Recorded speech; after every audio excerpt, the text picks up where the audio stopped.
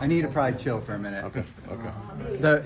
I'm like a lot of normal people. I do not like to be lied to my face. And the situation with that whole political stunt by pulling out my quotes, Bill, I know you were the reporter there. You know, I had no intention or desire for media to be there.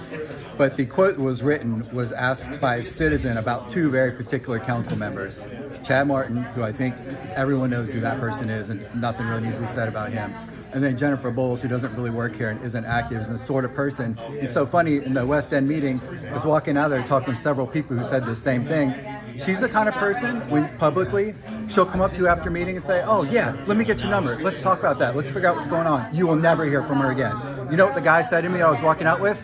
Man, I already know that, because when she came up to get my number and I got hers, I saw it was already in her phone from 2 years ago and she had never called me back. It was the same thing with me. In 2017, I'd sent her a plan for trying to revitalize Martinsville, never heard back.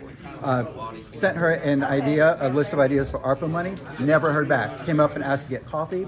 The thing that we're speaking to here, the why we're talking about here, you are familiar with this, you may be as well, the ARPA money being used for real estate. And so at that West End meeting last night, we're telling citizens that we don't have money for them, that maybe we can use some COVID money to help fix things that people have been reporting year after year after year. Meanwhile, knowing that the city has a real estate deal to give properties away to people and to basically benefit a landowner. This is just a complete lie. Also, the reversion thing that was just happening up there. Jennifer Bowles has never asked for a vote for reversion ever in her life. She just sat up there and spoke, the citizens can vote anytime, so then make a motion to do so. That's not true. The citizens can already vote on it. So if the citizens Where do we go? It's a mute point. Where's the polling place? It's going to be on the next referendum. It's going to be on the When's next that? ballot. It's going to be on the next ballot. When is that? It's going to be on the next ballot. Did you say that's not true, council member? That is a complete lie. It's not a definite.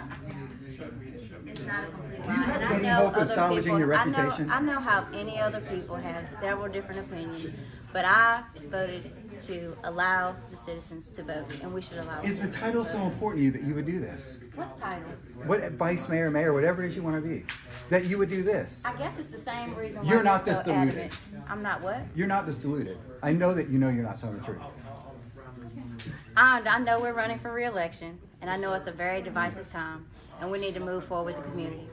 The people who have known me my entire life, I've been born and raised in Martinsville. I'm not someone who moved here. I live here.